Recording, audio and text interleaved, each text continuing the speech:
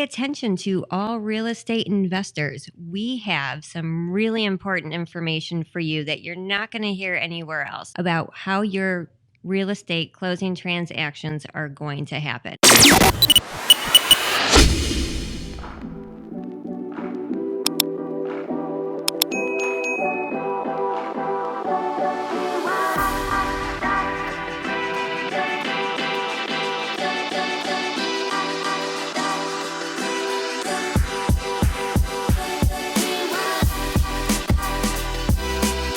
Welcome to the Michigan Real Estate Investor Network podcast, hashtag the network. This is episode 13, brought to you by NATIC, North American Title Insurance Company.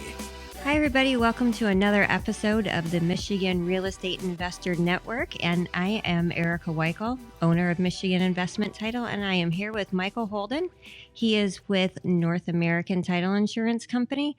He is one of my favorite people and my underwriter. So we were going to ask him some easy questions and a couple tough ones, and we'll go from there. Appreciate it very much. Thank you for having me on today, and look forward to reaching as many people as possible and hopefully providing some answers to some questions you didn't even know you needed to ask. So, there you go. Thank you. Thank you for having me today. Absolutely. So we work with a lot of real estate investors. And so one of the frequent, easier questions we can start with is, why do we need title insurance? What does that do for me? And what is the difference? So, for instance, we had a client that called and we did a transaction for him, and his house burned down 3 days later. And he thought he had title insurance and that we would cover the fire in the home.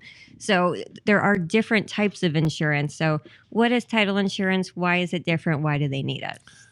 So that's a fantastic question. And I probably answer that a little bit different to the general public than I do to investors, because there are a little bit different things that you're looking for from title insurance when you're an investor than when you're just a regular consumer.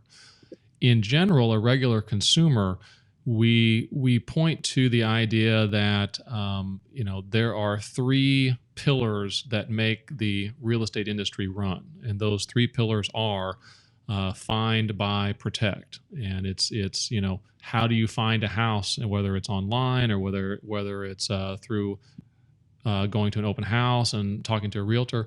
We say that the finding of a house is best helped by a real estate professional. And real estate professionals, can help you drop the contract, can make sure that you're getting the most money if you're a seller. They do all those things. So that's the find part. The buy part is most people don't have hundreds of thousands of dollars sitting around, so they have to take out a mortgage. They have to borrow money to be able to make a real estate purchase. So that's the buy part, is working with a mortgage lender to be able to afford the property that you want to buy. And the protect part is, most consumers, the home that they buy is the largest investment they'll make in their life. It ends up in oftentimes being their largest nest egg for retirement, and protecting that is an extremely important financial choice to make when you're buying a piece of real estate. And the protect part is the title insurance. The title insurance covers the consumer, the buyer, for things that can go wrong with the title. And we think, oh, well, wait a minute, what could possibly go wrong with the title? There's any number of things that could go wrong with the title. I know this is, 170 years ago, but actually Abraham Lincoln's father lost two different properties because of title problems, our 16th president. And so title problems have been around for ever since the creation of our real estate system. And the way to protect against it is the way you protect against any catastrophic loss. The reason you have auto insurance is if you crash your car, insurance pays for it and replaces it. Well, if the title to your property is not properly done, if it does not have the proper paperwork, or if somebody else has, more importantly, a claim against that title, maybe it was gone through an estate and somebody's owed some minor share of the property. Maybe the prior owner had a federal tax lien against them, and the federal government wants that property to be used to pay for taxes. Whatever it is, you are spending a small amount of premium, and in the case of title insurance, it's a one-time premium. You pay it one time for the rest of your life. to cover you against those kind of losses and protect against those kind of catastrophic things happening. Yeah, absolutely. So we go ahead and we'll do the search and we'll look for anything that would cause us some alarm. We go back and we look at prior owners, make sure that there's nothing going on there. But for real estate investors, it seems like some of the problems or issues that come up are due to using their LLC. Or maybe they have multi-members, or maybe there's a power of attorney involved somewhere. So what kind of things can go wrong, and what should they be looking for? So an investor in real estate is a little bit different than a consumer. Consumer wants to be able to buy a home, live there for 20, 30 years, have a nest egg that they've paid off their mortgage, things like that. An investor in real estate needs to be able to use that real estate as capital.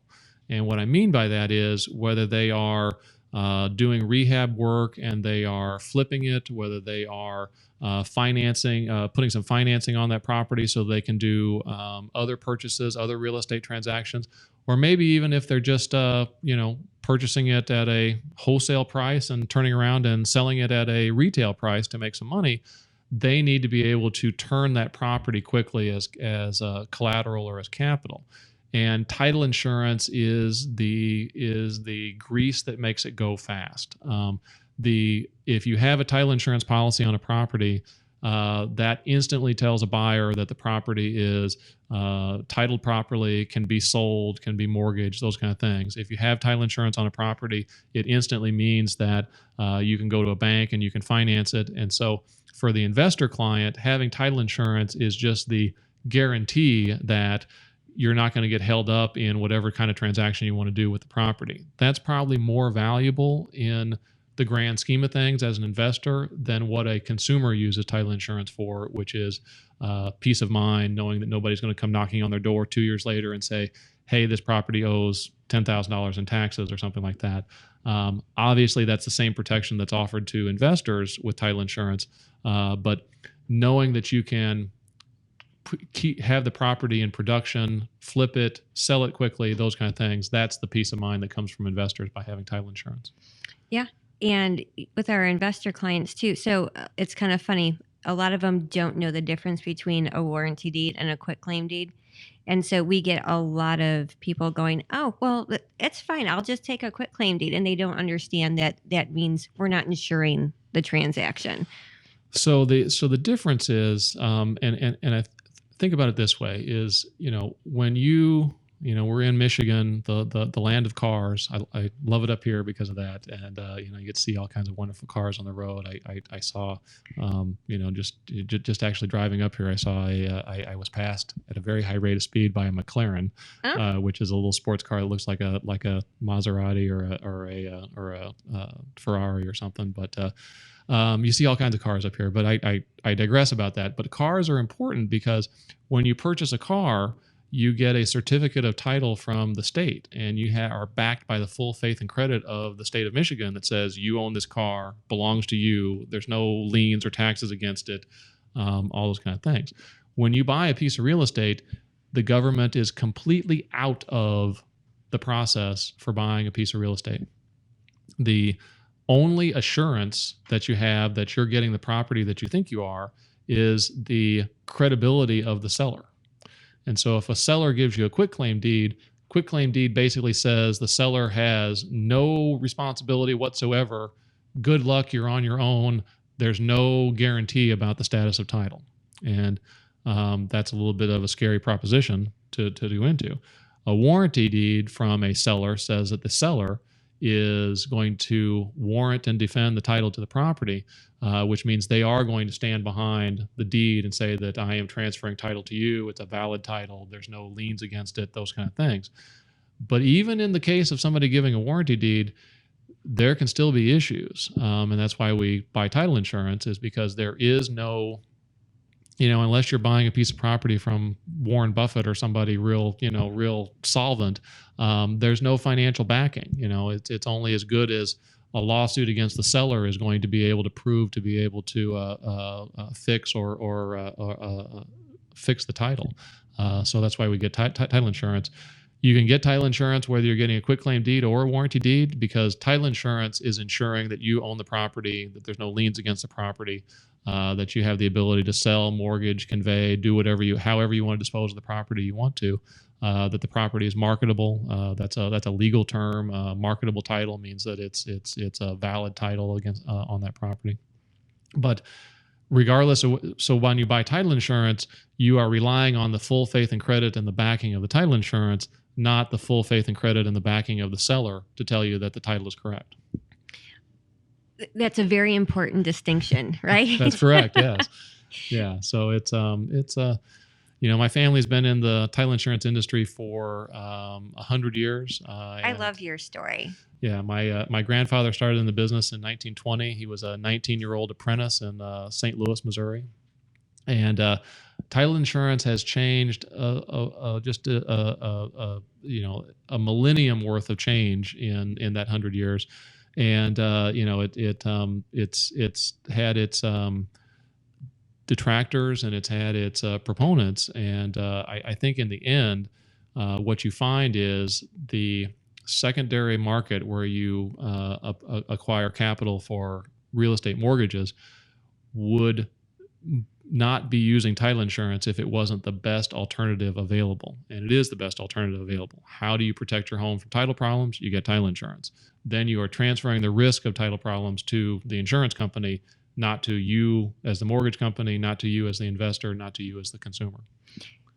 And then, so speaking of that, a lot of our real estate investors, they use private money. So they're not going to a bank. They might have, a resource, someone that has some funding that they have set up at an LLC. So some of them require a loan policy and some don't. So what is the benefit of a loan policy for someone that's doing private money? So there's two kinds of title insurance. One we've already talked about, which is what goes to consumers, what goes to home buyers. That protects them for as long as they have an interest in the real estate, for as long as they own it, for as long as their heirs own it. There are some policies that are still valid 100 years later because you have property that stayed in families for a long time. The mortgage policy of title insurance is a different kind of title insurance because a mortgage is a different kind of interest in real estate. So when you own real estate, we like to say is the heaven to hell theory, which is you own it to the farthest depths of hell and to the farthest reaches of the heaven. You own that property for as far up as you can see and as far down as you can dig. Now that's a little bit of a misnomer. But anyway. The mortgage interest is you have a lien on the property as a mortgage holder. You have the right to foreclose it and sell the property at auction if the mortgage is not paid. A mortgage is tied to a note. Obviously, a note has an interest rate and payments and those kind of things associated to it. So when we insure a loan policy, what we are ensuring is that you have a valid lien on the property, that you have the validity to be able to foreclose that lien and enforce it. There's also an issue about lien priority. Is your mortgage the first mortgage on the property? People can take out home equity loans, second mortgages, those kind of things. And in Michigan, when the first mortgage is foreclosed, the second mortgage is wiped out and that lien is no longer valid against the property. So as a real estate investor, you would want to know for sure that your lien was the first mortgage. Correct. And that you had the power to foreclose it, that it was executed by the owner of the property. Obviously, if it wasn't executed by the owner of the property, it would not be a valid lien. And so that's really what a investor is getting when they're making a loan on property and they're getting a lender's title insurance. So if they don't get a lender's policy and they still go ahead and record a mortgage, they're basically just at risk for not being in first lien position. Does that do anything for them to be able to foreclose on the property if payments aren't being made? It does not stop them from foreclosing. What it gives them is a guarantee against the inability to foreclose. So if you have title insurance and let's say you go to foreclose and there is a problem with the mortgage. Oh, there's a typo in the legal description. We're not sure if this is recorded on the right property. That would be a flaw in the mortgage, in the lien, and could be challenged by the borrower. If you went through that process without title insurance, you would bear the cost of fixing that problem. You would have to hire an attorney. They would have to file a lawsuit to reform that mortgage. They would have to get the legal description corrected. Then they would have to go through with the foreclosure. Not a guarantee that that's always going to work. Now, I had heard something, and I think I was down in Ohio at one of NATIC's conferences, and they were talking about the warranty deed was not recorded before the mortgage, and that caused a problem when they went to foreclose. So that is going to be specific to state law. I do not think that was a Michigan case. So, there are several states that include, as part of the process to document and record your ownership in the recorder's office, if you mix up the recording, you record the mortgage first and record the warranty deed second, there are some states that's still valid, that it doesn't affect it, and there are some states that would affect it, and it would actually cause the mortgage not to be valid against the property. And it just depends on state law. Here in Michigan, that's not the case. We have we use mortgages in Michigan that will compensate for that problem.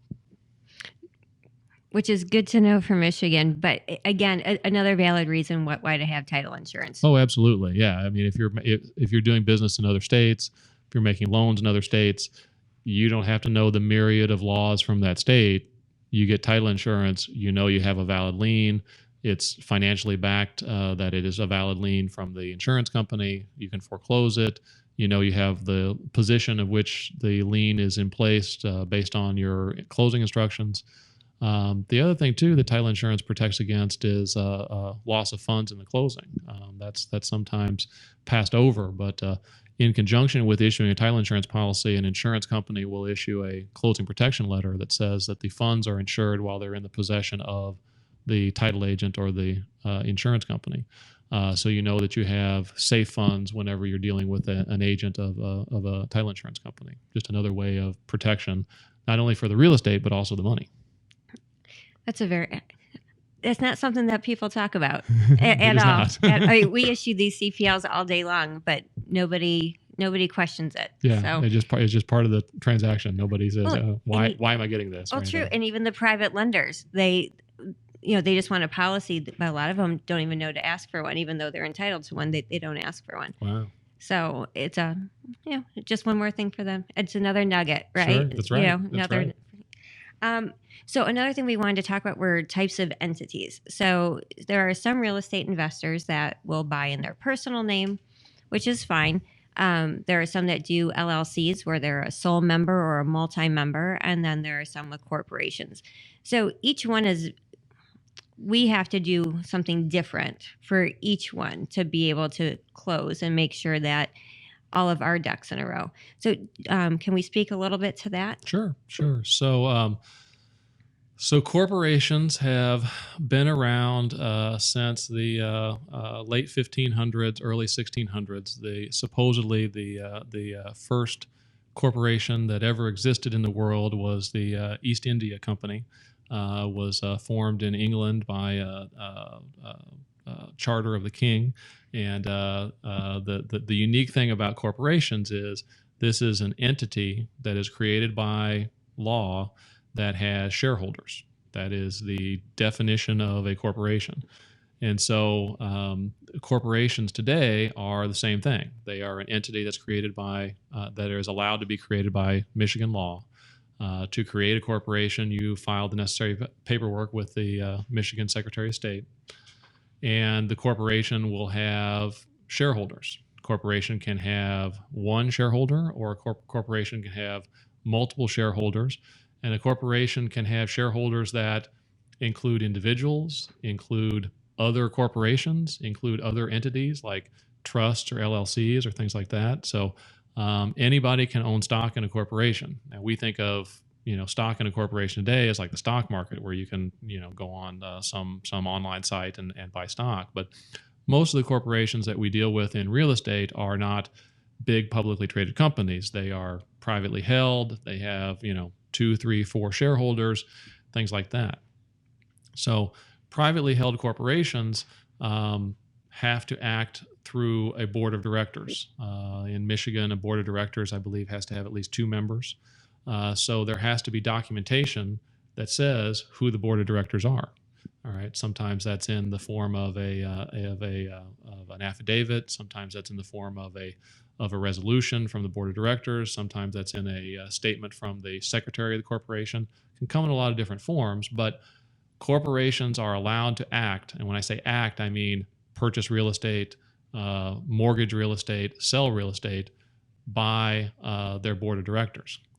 Board of directors then appoint a person, usually the president of the corporation, who is authorized to sign the documents on behalf of the corporation.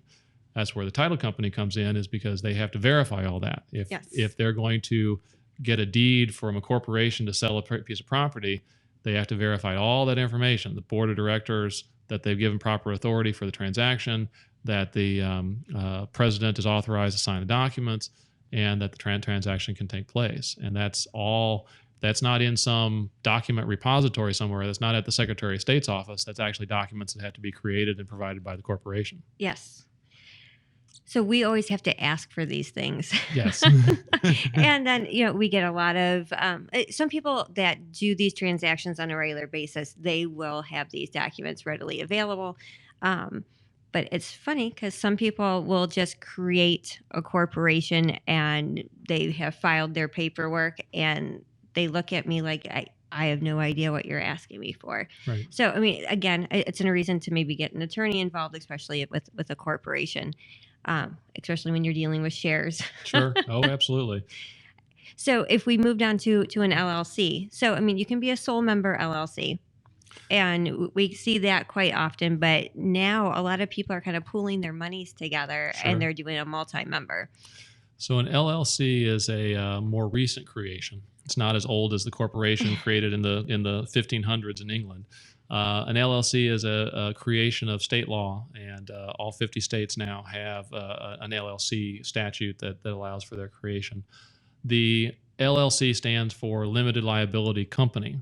And what was intended by creating this classification of business is that it takes the best of a corporation and the best of a partnership and mingles those laws together to create a new kind of entity called a limited liability company. Limited liability company is a easy method for multiple partners to create a common ownership to be able to buy property, mortgage, sell, open a business, those kind of things. So it has some of the traits of a partnership, which we'll talk about here in a minute. And then it also has the traits of a corporation. The biggest trait of a corporation that is the advantage to having an LLC is what we call the veil of protection. And the veil of protection is if one of the owners of the LLC has a tax lien, a judgment, some sort of court case against them, if they own property in their individual name, that court case, that judgment, that tax lien could become a lien on the real estate and could impair the ownership of that real estate. If you own it in an LLC, the LLC is a separate and distinct entity from the individual, which means that the tax lien would also have to be against the LLC. The judgment or the lawsuit would have to be against the LLC. So you have this veil of sometimes called the corporate veil that protects against claims against individuals who are members or owners of the LLC. The LLC has its own set of laws, just like the corporation has to have a board of directors and a president and has to have a resolution that says that they're able to act. LLC has the same thing. 2 kinds of LLCs in Michigan, a member-managed LLC or a manager-managed LLC. And try and say those things really quickly, and you'll get you'll get tongue-tied. But the manager-managed LLC means that there is one person that they have picked to function as the, for lack of a better comparison, the president of that LLC. Sometimes they're even called the president of the LLC. Mm-hmm. And so the members execute a document, call it a management letter, call it an operating agreement, call it a whatever you want to call it, but all the members execute an agreement that says this one person gets to function as the person that does all the business for the LLC. They get to sign the documents, they get to do those things. On a member-managed LLC, the members retain that right. So if there's 3 members, all 3 members would have to sign whenever they're doing a real estate transaction because the members are the cumulative managers of the LLC. Right. And so what's hard for a title company is when an LLC comes across your desk as owning real estate, you don't automatically know which kind of LLC it is. No, not without an operating agreement. That's correct. So you have to get all those documents from the LLC to tell you whether or not it's member managed or manager managed. And then that, of course, determines who's going to sign on behalf of the LLC. And then if there are multiple members that all need to sign because that's the way they set it up, is there a way for them to appoint one person? So this would be a great question for an attorney. And I guess I should say that I am not an attorney. While I've been in the title insurance world for 32 years myself, I sometimes get accused of playing an attorney on TV. I guess we're on TV now. I guess there you go. We could do that. But no, but similar, like a corporate resolution would be similar to a power of attorney. So using a power of attorney where one member would give the right to sign to another member, there would have to be an extreme circumstance where that would get approved by my company. The better route would be that the members, let's say there's 4 members, they're not available for the transaction, so they want to have one person or 2 people sign on behalf of the LLC. They would have to execute some sort of document, probably have it notarized, that gives the authority of the LLC to be able to have that happen. Is that possible? Yes. But if they set it up in their operating agreement as a member managed LLC, all 4 of the members would have to sign. Got it. So that's why it's such an important distinction. It really is. If you have 4 people that don't want to come to the closing table every single time, then they need to choose wisely. That is correct. That is correct. And setting up an LLC, I mean, I know we're talking to a lot of investors out there. A lot of people, you can go on the Michigan Secretary of State's website and set up an LLC online. It's very simple and very easy. And inexpensive. And it is. And then, but the backup is you probably need to talk to an attorney to have that operating agreement made up, because if that operating agreement, is not correct, you're going to run into these problems where you have to have multiple people sign, and maybe you didn't want to have multiple people sign on the behalf of the LLC. And I've seen it too, where people partner with either, family or extended friends that are all over the country. So for a title company, if I need 4 people to sign as the seller, and those documents have to be notarized, and I have to send someone to California and someone to Kalamazoo and someone to New York and someone to Florida, it makes it difficult for us to coordinate that in our transaction. Not that it can't be done, but it's extra steps and it's extra expense for everybody. So again, another reason to think about that when you're setting up your LLC. So something that's been coming up a lot recently is land trust. Oh boy. Yeah. So I've probably been asked this question at least 3 or 4 times this week. And I think that there are some seminars out there. I think there are some real estate gurus out there that teach people how to invest, and they talk about land trust. And when they do that, that might work great in some states, but particularly in Michigan, I just wanted to touch on that. Sure. So the first state to have a land trust statute is Illinois, and because Michigan borders Illinois, I think we get some bleed over and some of those kind of ideas that come here. A land trust is just like I said, an LLC was kind of a combination of a partnership and a corporation. A land trust is a creation of state law that is a corporation and a trust combined together. And it has some very unique benefits in that under Illinois law, a land trust is a trust where a trustee can function as the primary person that's responsible for, as a fiduciary, to maintain the property, sign on behalf of the property, manage the property, all those kind of things. And the investors in the land trust end up being called shareholders, and they actually get a shareholder certificate in a land trust, and it becomes a personal property interest. It is now something as a share that you can sell, trade, all those kind of things. And unlike the corporation that has to go through the process of having a board of directors and voting on who the trustee or who the president's going to be and those kind of things, the land trust has the advantage that the trustee is pre-chosen. It's part of the creation documents, the trustee, and there'll be a successor trustee and things like that. So there is never a process where you have to get all the owners together and have a vote and things like that. Maybe if you're dissolving the land trust or something like that. But so it has some unique benefits. Unfortunately, land trusts are not a legal entity in the state of Michigan. So however fantastic they sound, you can do it in Illinois, but you can't do it on real estate that's here in Michigan. Which is really the bottom line. People look really surprised. And I think, like I said, I think it's because they're being taught by some gurus that is a preferred method. And like you said, there's definitely some benefits to it. There are. But in Michigan, we cannot insure a transaction that's going into a land trust or coming out of a land trust. Correct. So could we, another question is just like a regular trust where, like, if you, as an individual, you have your own personal trust and you deed your property from yourself as an individual into the trust, and then you go to refinance it, the bank won't allow us to, or they won't loan into the trust. So they have to quitclaim themselves out of the trust back into an individual. And I would say that happens probably 98% of the time.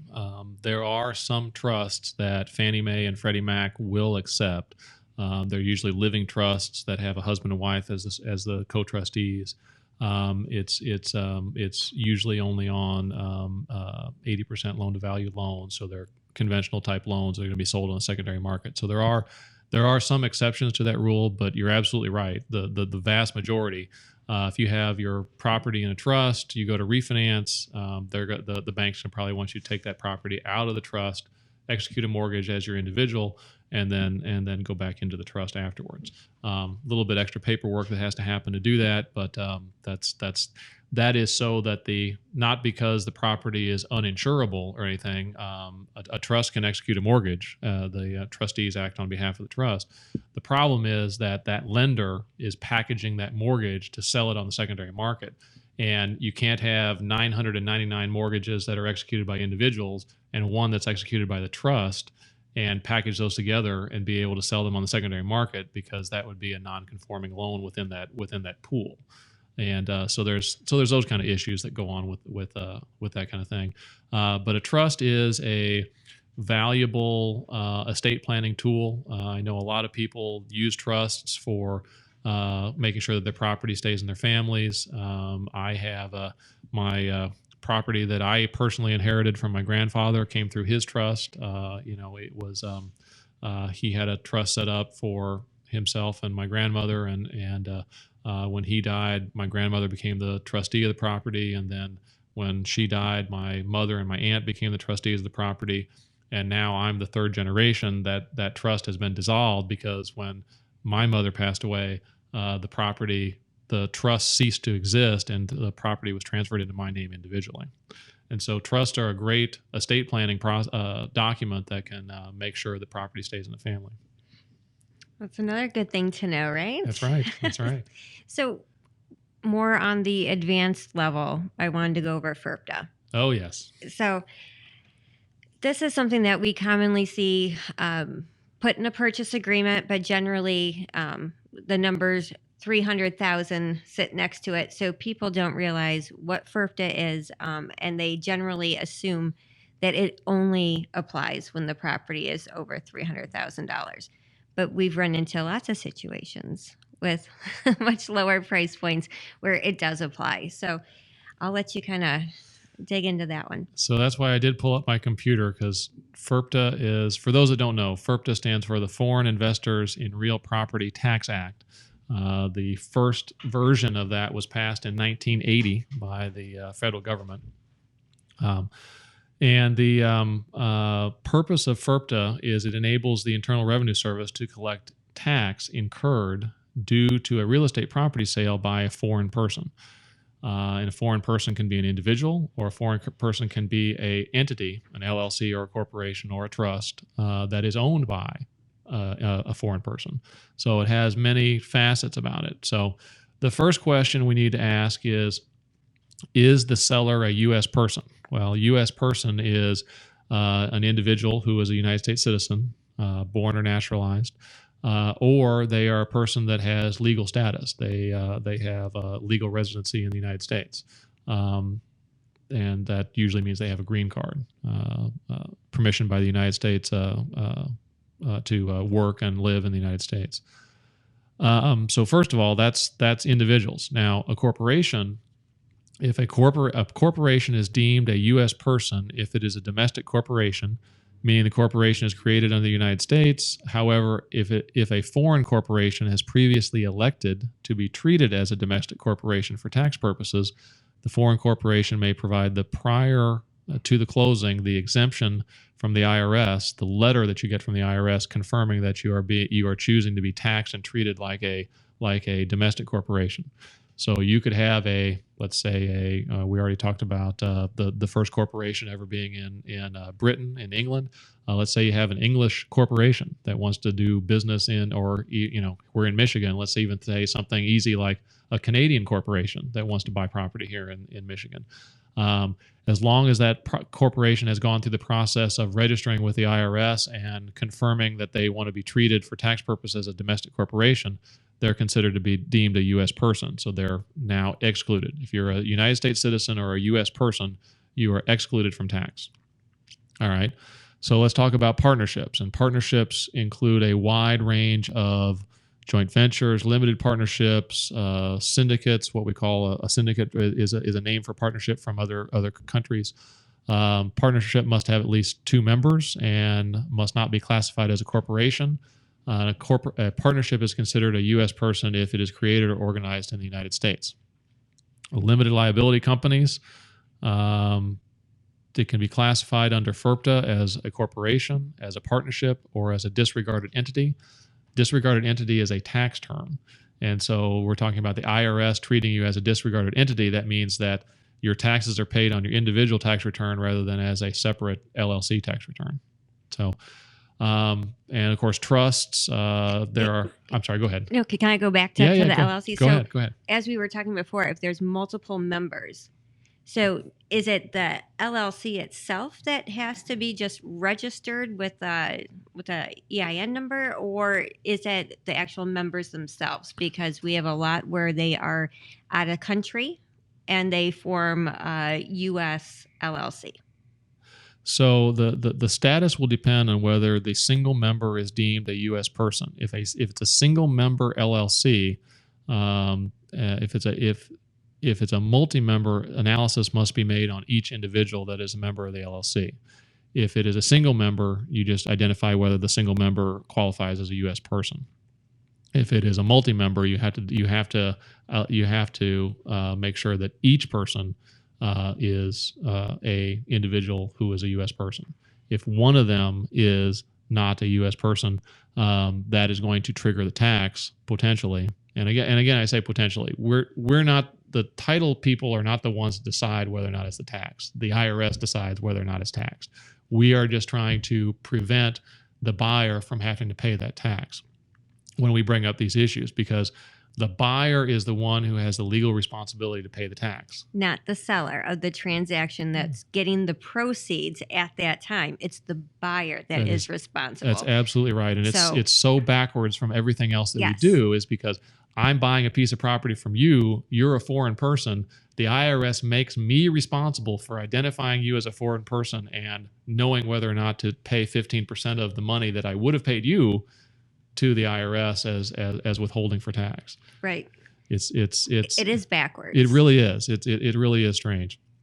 So, does an exemption to withholding apply? And this is where I think people get confused, because it's not either or, it's and. And what I mean by that is, if the sales price is $300,000 or less, and the buyer has plans to reside at the property as their personal residence with at least 50% of the time in the preceding 2-year period, then it is exempt from withholding. But it has to be both. All right.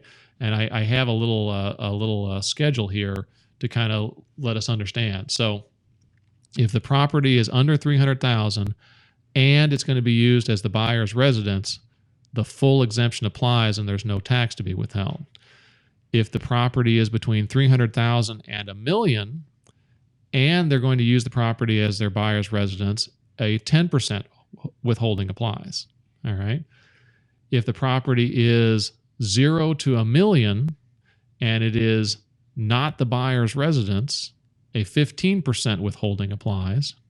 And any property, regardless of use, over $1 million being sold by a foreign individual, the 15% withholding applies. So as you can see, it all kind of depends on the use and the dollar amount combined together to determine whether or not there's an exemption. So how do you determine the 50% time that they're here? What would they need for that? So there is a form from the IRS that has to be filled out. And so that form asks the question, I believe, that asks you whether or not you're going to use it as your personal residence or not. And so you are legally answering a document that is available for the IRS, which means it's under the penalty of perjury. It is a felony to knowingly lie on a IRS document. Then, of course, the title agent is going to remind you of that when you're filling it out. Correct. So I guess the big issue is, like we said, the responsibility for FERPA compliance is the buyer's responsibility. If the buyer doesn't withhold the money and the IRS thinks the money should have been withheld, they're going to come after the buyer. And the reason they do that, and I know it's backwards, but the reason they do that is the foreign investor may be living in a foreign country. The IRS may not have any ability to come after that person, but they know where you live because you bought the property. Right. And they know how long you're going to be there. That's 50% correct. of the time, 80% of the time. That's correct. So the ultimate responsibility for complying with FERPA is the responsibility of the buyer. However, good title companies like Michigan Investment Title make sure to identify whether or not there is a potential withholding that should happen. And a lot of times they'll actually withhold the money from the sales price and help the buyer fill out the form. The buyer has to fill out the forms and mail that into the IRS along with the money so that you don't have to worry about it coming up later. Correct. So we've had to do this several times, and thankfully it's not a real frequent occurrence, but I mean, at least probably, a dozen times a year, we go through this. So, but we get a lot of questions about why, and I don't understand, and I'm the buyer, why, and then the seller, of course, too. What do you mean you're holding my money? Yeah. And I mean, and they've upped it, so there's even a larger portion, and it's out of the sales price, not out of their proceeds amount. So, correct. I mean, there are, just different factors that we go through every time. And it's funny because then you get, my sister's a U.S. citizen, so I want to quitclaim it to her so then she can sell it and so they can avoid, having to go through this. So, I mean, that there are, challenges and right and wrong, but people do try to avoid. So if we can't be a party to tax evasion. And of course, if you are a foreign investor, the IRS is not some big scary entity. I mean, I know other countries' tax collector divisions might be scary to foreign investors, but the IRS here in the United States is, as long as you're honest with them and tell them what you're trying to do, they're going to bend themselves out of shape trying to help you. And I've always found that calling and just saying, hey, I'm a foreign owner. I need to get a tax ID number so that I can sell this property. I need to fill out the forms, those kind of things. The IRS is there to help you. I mean, it literally is in their name. They're the Internal Revenue Service. They are about service. They want to help people. And I know that sounds flip, and not everybody wants to call the IRS, but it really is sometimes helpful to call them and just walk through the transaction you're going to do and explain what you need, fill out the forms, get a tax ID number. Sometimes the IRS can even give you a letter ahead of time that will tell you that the property is exempt. I was actually just going to bring this up because the percentage that we collect is like the maximum percentage. Correct. So if they fill out the proper documents and forms, or when they do their taxes and they fill this information out, it's actually possible that they will get a refund back. So they don't necessarily take the whole thing. And if you work with them ahead of time, you can get that letter. And it may tell us, that it's only 8%, or they may tell us that it's exempt. Right. Yeah. So, I mean, gosh, if you were selling a $300,000 piece of property and you had to, you had 10% withheld, $30,000, what if the IRS only took half of that, and you got $15,000 back? That'd be a nice a nice check to open up in the mail. So, like you said, it's not a scary thing, and you can actually work this problem ahead of time. And just let them know when you're considering selling. Yeah, it's that absolutely. easy, right? That's correct. So I kind of wanted to flip and end on a fun note, and especially for real estate investors that are doing multiple deals a week or a month, coming to the closing table is not always the most convenient thing for them. They have other things to do, like buying and selling houses. They want to do what they're good at. We're here for the paperwork. Sure. So to get their signature, there is something coming up, hopefully soon, where it's accepted here in Michigan, where we can move forward with this. So I'll let you speak to that too. Sure. So I guess I would compare this to like Amazon online, and the whole the reason Amazon succeeds or fails is what they call the last mile. You can place your order for something on Amazon online. They can procure it from the manufacturer. It can go to their warehouse. It can be shipped from their warehouse to their distribution center. It can go from their distribution center to the UPS facility.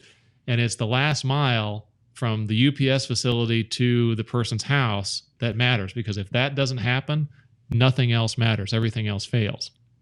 And it's the same way with a real estate transaction. We as the title people can draw up all the paperwork.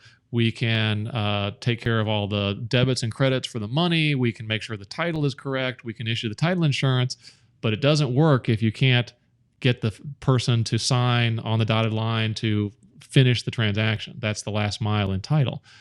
And today, the last mile has to be done in person, physically sitting across, like you and I are sitting from each other today. Sign here, sign here, sign here, notarize the documents, and then they're valid and they can be recorded.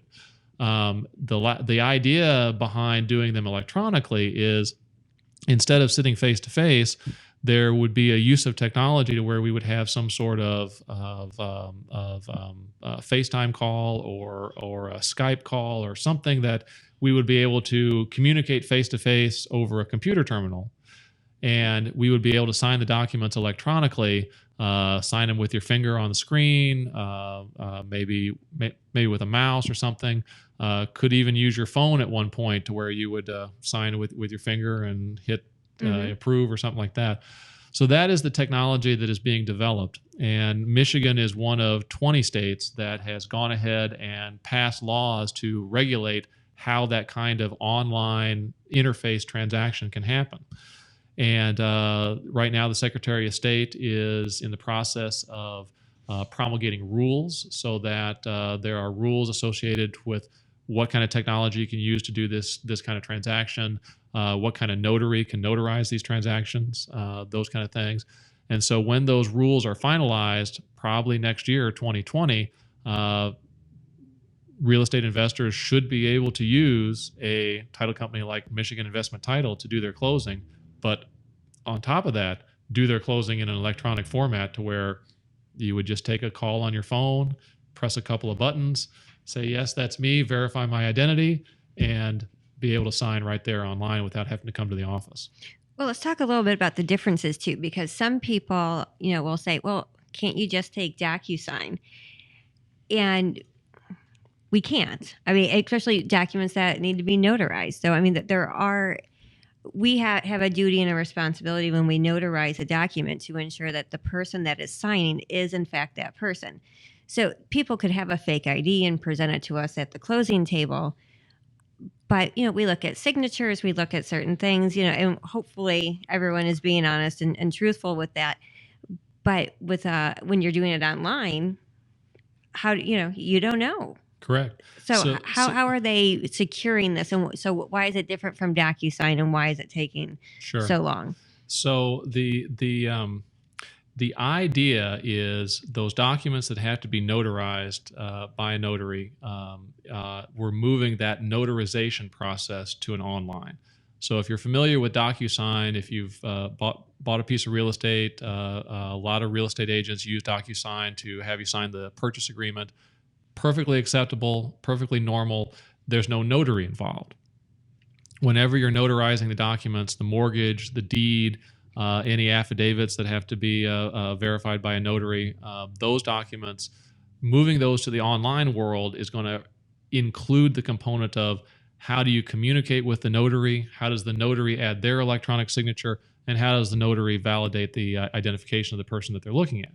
Fortunately, with technology and because of the new Real ID law that was passed by the federal government, of which Michigan participates in, there's only 4 states that do not participate in it right now. If you've gone to the driver's license bureau to update your license, they will ask you if you want a compliant ID or a non-compliant ID. The compliant IDs have a barcode on the back of them, and so it's connected to the national database. And so verifying identification in an electronic transaction means you hold up your ID to your phone, take a picture of it front and back, and it actually has the ability to ping that national database and be able to identify that you're actually you. Some of the software is even using some facial recognition as well to make sure you are you. You match the picture that's on the screen. You'll probably take a picture of yourself, take a picture of your ID. Some of them are using systems to verify information from your credit report. Yes. If you've ever gotten your free credit report to find out what your credit score is and those kind of things, you'll get questions like, what color was the 1983 Chevy that you owned? Or, what was the name of the street you lived on in 1986? Right. And if you can remember, I moved around a lot. I'm not sure. A couple of them look familiar. I'm not sure, so you hope you pick the right one. That's exactly right. So I think you have to get a certain number of them right. I think they ask you five questions, but so there is a way to verify identification, make sure you're you on the other side of that Skype call, on the other side of that FaceTime call, and then you're signing the documents electronically, just like you would in a DocuSign environment, but it's being monitored and verified by a notary through the Skype call. That's what's different. Right. So I know DocuSign is used as a valid signature. But in this case, it's not just the signature, it's the notarization that Correct. is causing this piece to really be analyzed. Correct. And it's the notary. And and again, back to the whole Amazon example, that's the last mile is up until this very point. Yes, you could do some documents online. You could sign some things through DocuSign, but anything that had to be verified and signed by a notary had to be done in paper. And that is the real change that we're seeing with this new law, is that those documents that would up till now have been on paper can now be signed in an electronic environment and signed by a notary in an electronic environment. But currently, we could actually do what we call a hybrid.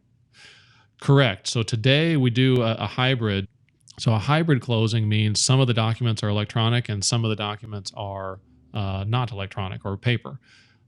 Today, several lenders do hybrid closing. So what they'll do is they will have the buyer come to the title company office, and the title company office will have a laptop or something sitting there, and they will go into the lender's portal, and the borrower will sign all the documents electronically that do not require a notary. Sometimes those even include the mortgage note. and they'll sign in to verify their identity. They were given a PIN number by the lender. They'll do all that, and then the documents that have to be notarized will actually be signed on paper. The mortgage itself that gets recorded, deed if there's a sale involved, any affidavits that have to be signed. Those 3 or 4 documents will be signed, notarized stamp applied to it, and then those documents will be sent off to the lender. And so that's a hybrid closing. Large majority of it electronic, but still those paper documents that have to have a notary done on paper. And so potentially a cash transaction, maybe just the deed needs to be notarized. The rest of that could actually be done electronically. Could be done electronically today, yeah. In Michigan right now. So this is a good thing. We're moving forward. We are. So we have almost 100% solution. I think that's true. And I think in 2020, there will be 100% solution because the technology is there. The bill was passed, right? Signed by the governor. It's really just up to the Secretary of State now to finish with the process of promulgating the rules, saying what kind of requirements the technology has to have, and promulgating the rules. Just if you're a notary today in the state of Michigan, you have to go through the process of getting an additional certificate on top of that notary that says you're allowed to do electronic notarizations. So you'll actually have a double notary. Some people call it that. You'll have a regular notary to do regular transactions, and then you'll have, it's kind of like a driver's license to drive a motorcycle. You have a regular driver's license, and then you have a motorcycle endorsement that says that you're able to drive a motorcycle. It's kind of the same thing. You have a notary license, and then you'll have an endorsement that says you're also authorized to do electronic transactions. So before the bill was passed, I know that some counties were giving us a hard time about that, where they don't accept e-recording now. Mm-hmm. So they don't want to have to be required to accept an e-notarized, an electronically signed document with an e-notarization. So that bill, does that fix that situation as well? Everyone will be required to accept that? It fixes it in a way that made those counties happy. Good. So it has a rule for what we call a paper out solution. And for those that don't know, one of the powers of being a notary public is you can certify a document. You can take a document that is a photocopy, and you can apply your notary seal and say, this is a true and accurate copy, an official copy of the original, has not been altered or amended, and you can put your seal on it, and that document becomes an original document. It can be recorded in the recorder's office. Like a certified true copy from the... Exactly. Yeah. Exactly. And so it's built on that kind of theory, is that if you do a transaction online and create these documents online, you can do a papering out. So you can actually take the document and print it out on paper. It's just a photocopy. It doesn't have people's live signature. It's just a visual representation of what they did online with their finger.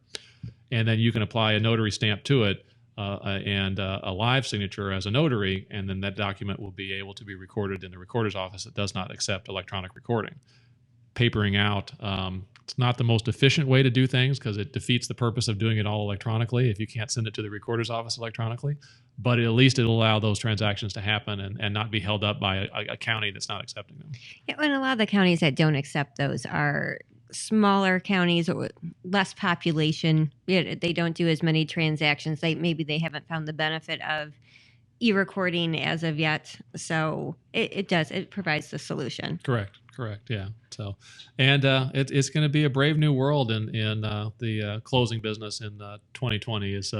I'm anxious to see who if Michigan Investment Title can be one of the first companies that does one of these closings. That'd be great. I'm game. I will volunteer. Yeah. Cool. So, and then just to kind of finish up, one thing that some people don't know about you is that you're an author.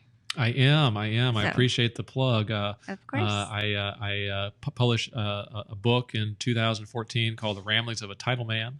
I always joke and say it's the perfect book to have in the bathroom because it's an accumulation of short stories, and they're usually about 3 or 4 pages long. Just perfect for the bathroom. Keep it in there. You can usually read 1 or 2 of them when you go, but it's available at ramblingsofatitleman.com. It's about 150 pages, but just some of the fun stories that my family has accumulated over the years in title, and some of the unique transactions that have happened not only in the United States but are all around the world when it comes to real estate transactions and title and everything. And as part of my family's 100th year in the title business next year in 2020. I'll be publishing the next edition of that, and it will include all of the short stories I've written since 2014. So another 5 years of stories. So it'll be about 300 pages long. So, do we really have stories in the title business? Oh my gosh, you were talking to me about verifying identity, and the one that popped in my head. My father in the 1960s actually had a transaction where the man brought his supposed wife to the transaction, and she signed as the buyer, signed the mortgage, and they left, and what actually was his supposed wife was actually his girlfriend, and he was actually buying this house for the girlfriend to live in. All right. And the reason the whole deal was found out is because the builder who was building the house had not delivered the refrigerator yet. And so they're like, hey, the refrigerator is in. They called my father to get the phone number of the buyer so that they could arrange to have the refrigerator delivered. So my father opened the file and got the phone number of the buyer who was the man at his, and this is the 1960s, no cell phones, any of that kind of stuff. So it was the phone number at his house where his wife lived.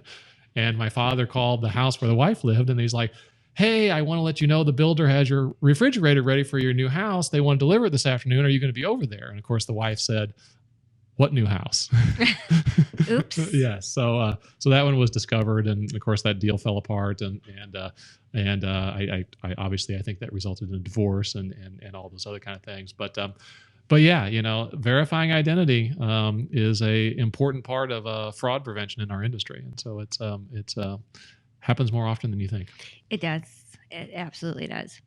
But, well, thank you so much for joining me today and answering some of our questions. And it gives a different perspective to people, and not just me explaining it as a title company. Sure. They actually get an underwriter perspective and a better explanation. Absolutely. So I appreciate it very much. Thank you very much for having me, and appreciate everybody out there that's hearing me today. And thank you very much. And use Michigan Investment Title. Sure. Thanks so much. Until next time. Thank you. You've been listening to the Michigan Real Estate Investor Network podcast. Just call it the network. To subscribe to the show, go to www.michiganreinetwork.com, where you can have the show sent right to your inbox. Subscribe on iTunes or your favorite podcast app. If you'd like to be on a future show, there's a link on the site to submit your info. The network is 100% focused on the Michigan real estate investing community. Whether you're brand new or a grizzled vet, we want you to be a part and share the love.